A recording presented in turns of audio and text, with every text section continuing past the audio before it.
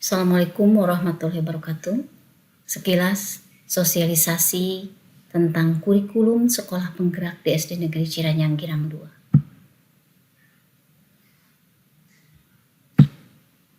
Apa itu sekolah penggerak?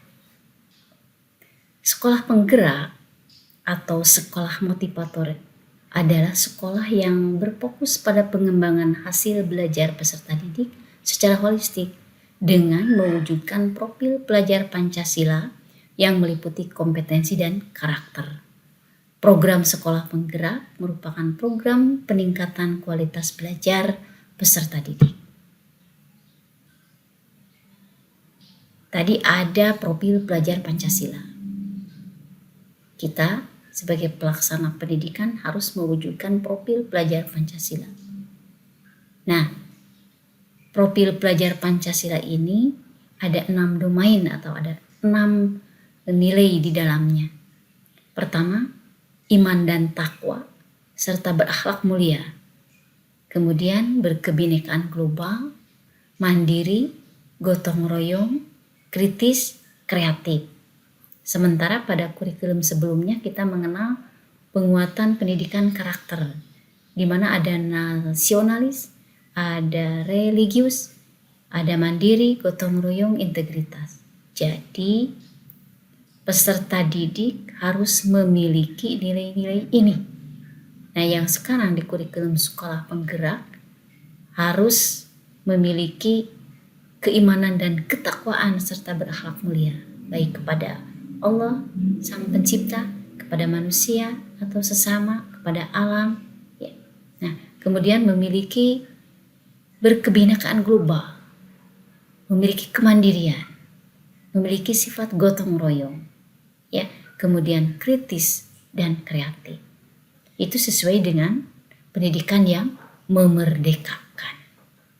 Kemudian kerangka dasar kurikulumnya seperti kita ketahui bahwa hal yang paling fundamental dalam peningkatan kualitas pendidikan adalah kurikulum. Tanpa kurikulum, pendidikan akan hilang arah. Kurikulum itu bersifat dinamis sehingga harus selalu dikembangkan seiring dengan kebutuhan perkembangan zaman. Maka perlu pembelajaran dengan paradigma baru. Maka dari itulah terbentuklah kurikulum sekolah penggerak. Salah satu prinsip pembelajaran dengan kurikulum sekolah penggerak adalah adanya pembagian kewenangan antara pemerintah pusat dan satuan pendidikan. Ini pembagian kewenangannya.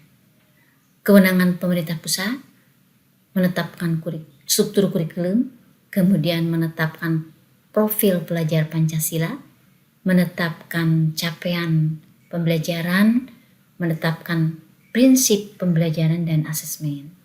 Sementara kewenangan satuan pendidikan atau kewenangan sekolah memiliki kewenangan untuk menyusun visi, misi, dan tujuan sekolah. Kemudian diberi kewenangan juga menentukan kebijakan sekolah terkait dengan kurikulum operasional. Tentu saja disesuaikan dengan keadaan sekolah itu sendiri. Kemudian memiliki kemerdekaan di dalam menyusun, melaksanakan, dan mengembangkan pembelajaran dan asesmen sesuai dengan konsep pembelajaran atau pendidikan yang memerdekakan. Kurikulum ini atau kurikulum sekolah penggerak ini meneruskan proses peningkatan kualitas pembelajaran dari kurikulum sebelumnya. Sama halnya ada penekanan atau ada basis kompetensi, di mana kurikulum sekolah penggerak ini berbasis kompetensi. Ada nilai pengetahuan, keterampilan, dan sikap dirangkaikan sebagai satu kesatuan proses yang berkelanjutan sehingga membangun kompetensi yang utuh dinyatakan sebagai capaian pembelajaran. Capaian pembelajaran itu sendiri disusun dalam fase-fase. Ada 3 fase untuk sekolah dasar, fase A, fase B, dan fase C.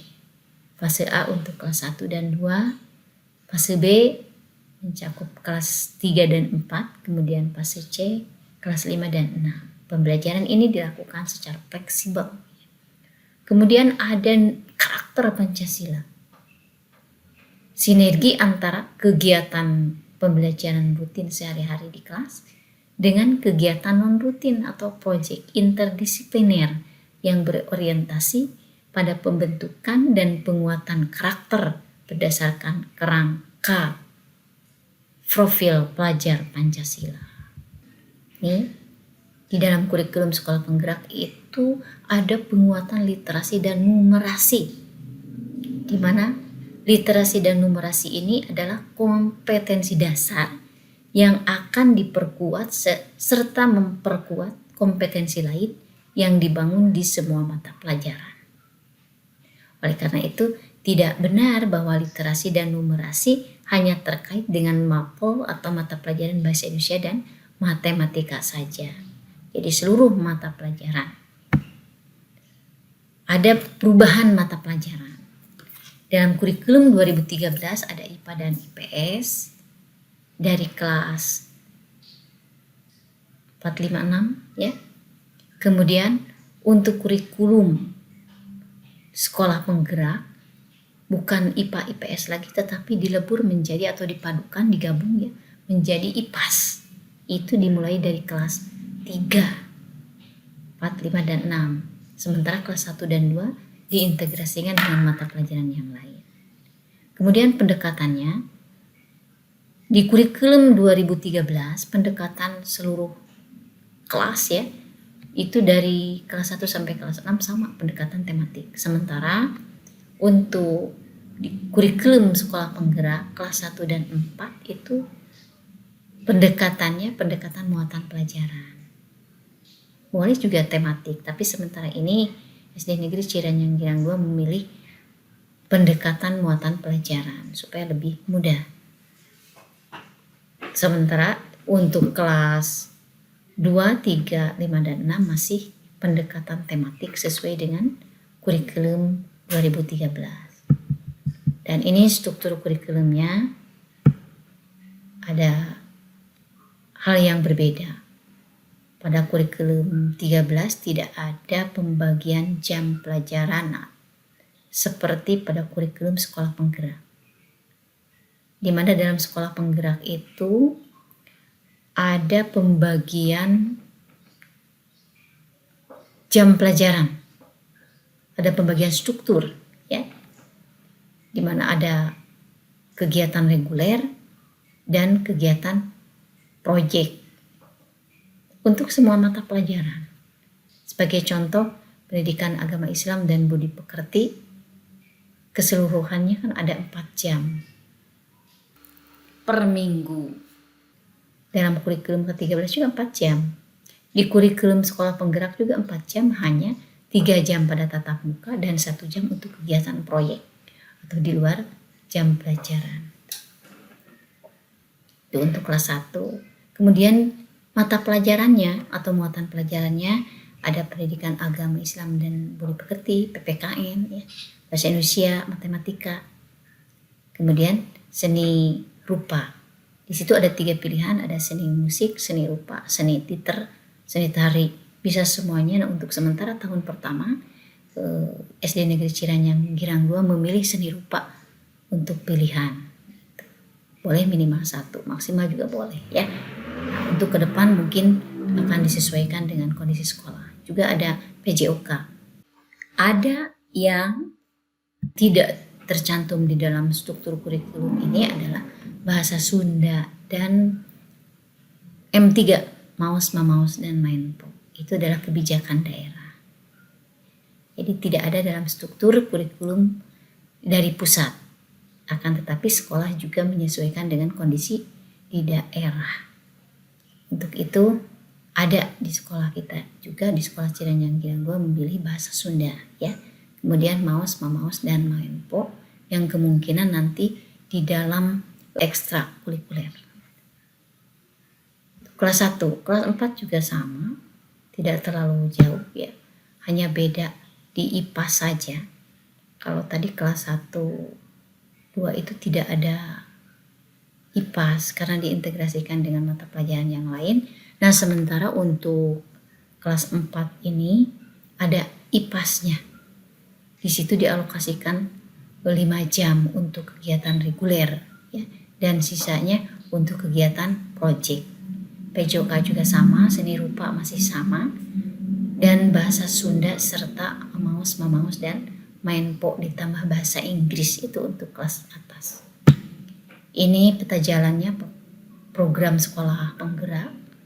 Dalam 3 tahun sekolah kita menjadi pilot project penerapan atau implementasi kurikulum sekolah penggerak. Untuk tahun 2021-2022 yang menjadi sasaran adalah kelas 1 dan kelas 4. Kemudian tahun pelajaran berikutnya, tahun pelajaran 2022-2023 yang menjadi sasaran bertambah menjadi kelas 1, 2, 4, dan 5.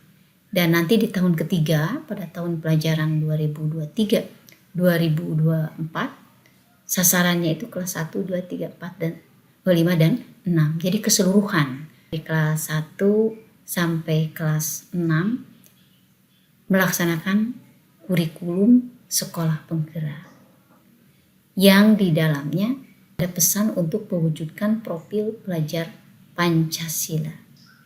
Kemudian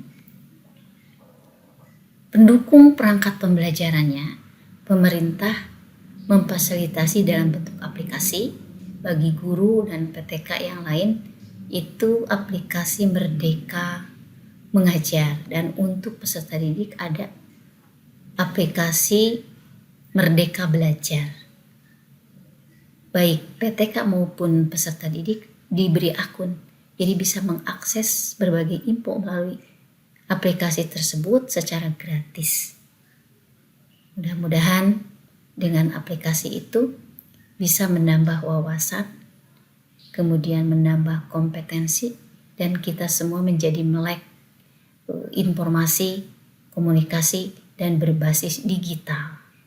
Kita mengikuti perkembangan zaman yang ada. Untuk buku cetaknya mungkin pemerintah dalam waktu dekat akan mendistribusikan segera, mudah-mudahan saja. Itu sekilas yang bisa saya sampaikan. Terima kasih. Dari Taufiqul Hidayah. Wassalamualaikum warahmatullahi wabarakatuh.